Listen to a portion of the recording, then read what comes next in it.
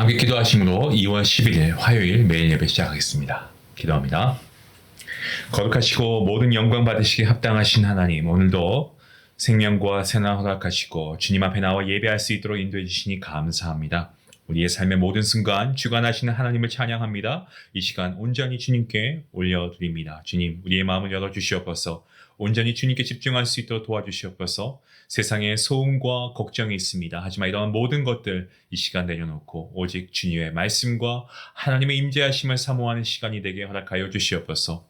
이 예배를 통하여서 우리의 신앙이 더욱 견고해지게 하시고 주님의 사랑과 진리를 깊이 깨닫는 은혜가 있게 하여 주시기를 간절히 소원합니다. 우리의 찬양과 기도를 기쁘게 받아주시고 우리의 심령을 새롭게 하시는 주님의 말씀의 능력을 경험하게 인도하여 주시옵소서. 오늘도 우리가 하나님께 예배하는 모든 각자의 처소에서 하나님께서 동일한 은혜와 축복 허락하시길 간절히 바라옵고 이 모든 말씀 예수님의 이름으로 기도하옵나이다. 아멘. 찬송가 447장 함께 하시겠습니다.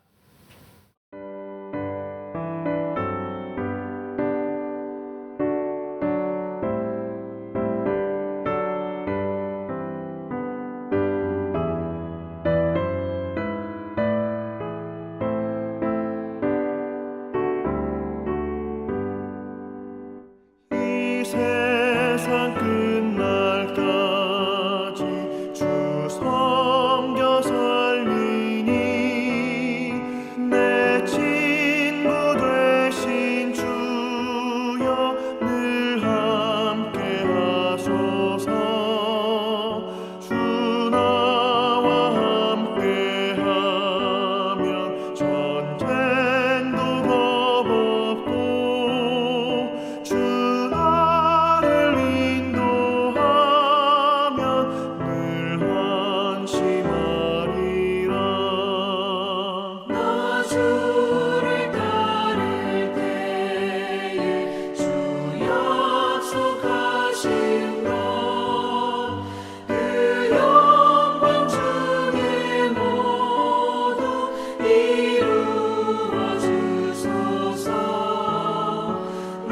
주의 길을 따라 섬기며 살리니 그 크신 은혜 속에 날 인도하소서.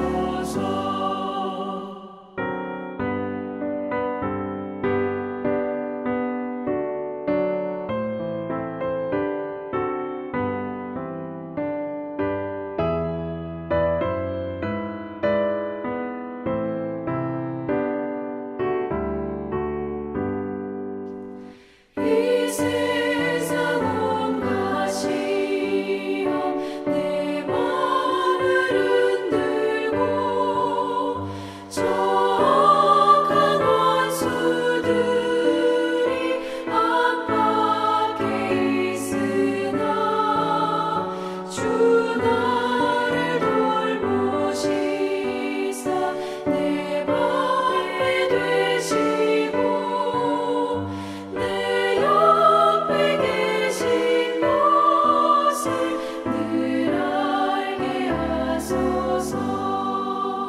저 영광 빛난 곳에 주 허락했으니 그 허락하신 곳을 늘 사모합니다. 끝까지 쉬지 않고 주 따라가리니 주 넓은 사랑으로 늘 인도하소서. 아멘.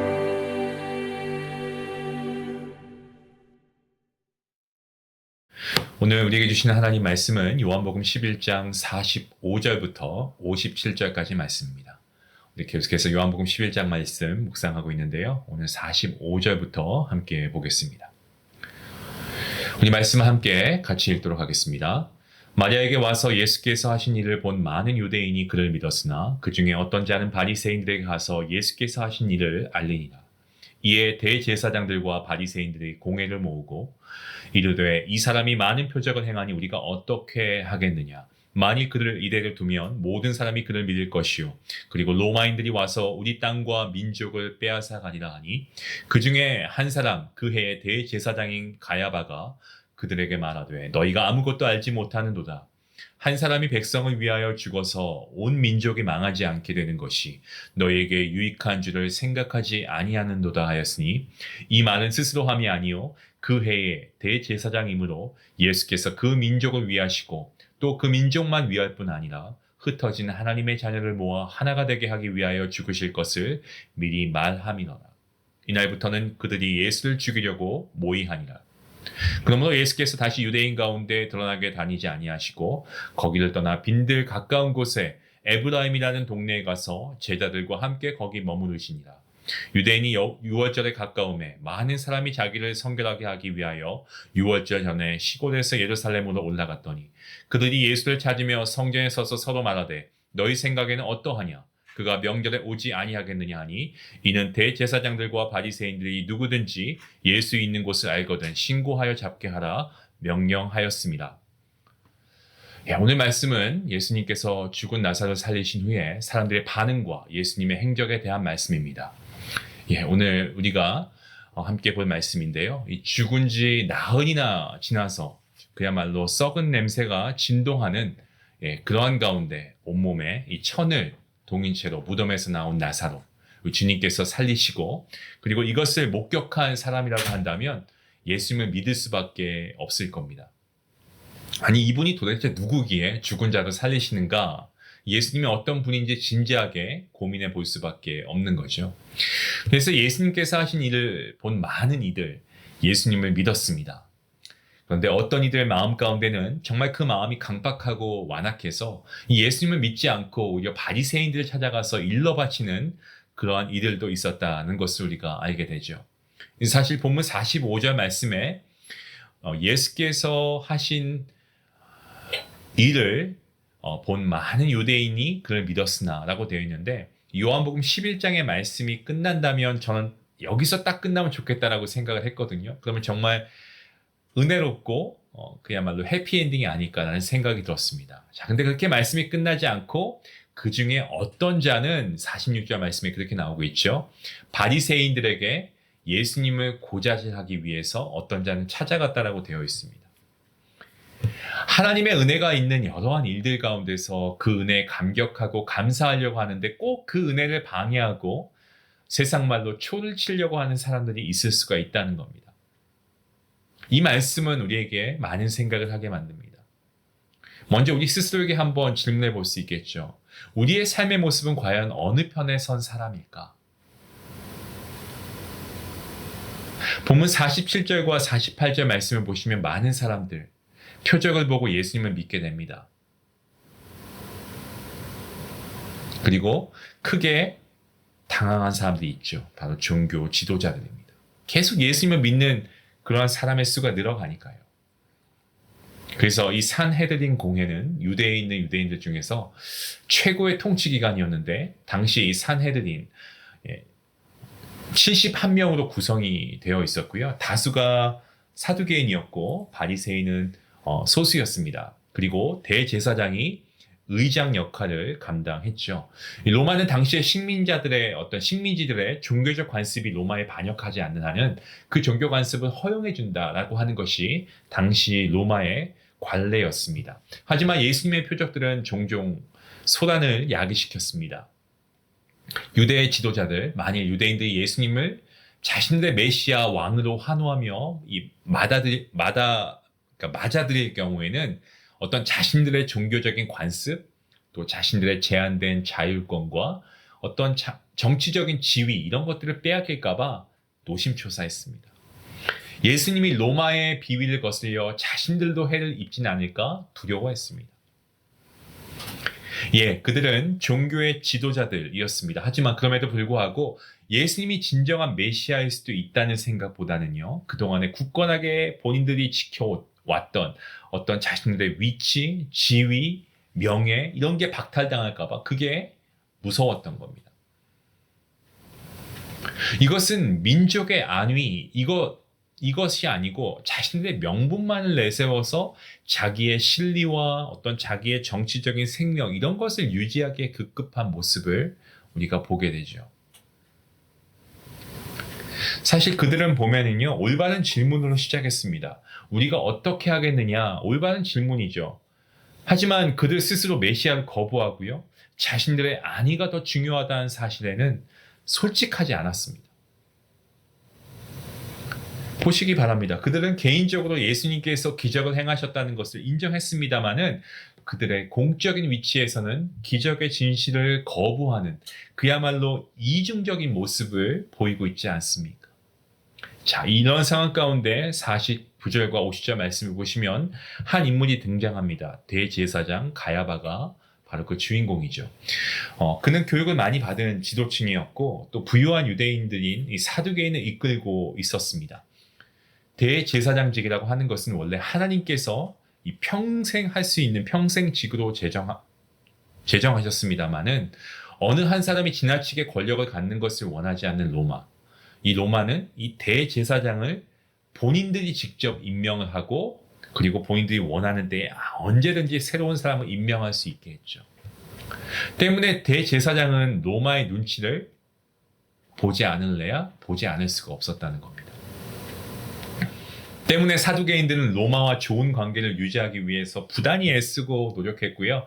그들은 평온하고 안정된 지위를 갖고 있었습니다. 하지만 이 그들에게 예수님은 특별히 위협적인 존재였습니다. 때문에 가야바는 필요한 모든 수단을 다 동원해서 그의 권력을 위협하는 것은 다 제거하려고 하는 것을 보게 됩니다. 때문에 가야바는 자신들의 종교체제 유지와 또 민족의 어떤 존속 이것을 위해서 예수님을 희생양으로 삼아야 한다라고 제안합니다. 가야바는 예수님이 진정한 메시아일 수 있다는 생각보다는 무조건 예수님이 다스리기 위해 죽어야 된다라고 생각했죠. 그래서 51절과 52절에 막 가야바는 뭐라고 합니까? 민족을 살리기 위해 예수님을 죽이자 뭐 이런 말 하지만 사실 그의 말은 모든 사람의 죄를 위해 죽으시는 예수님의 대속적 희생을 예고하는 말이 되어버렸습니다.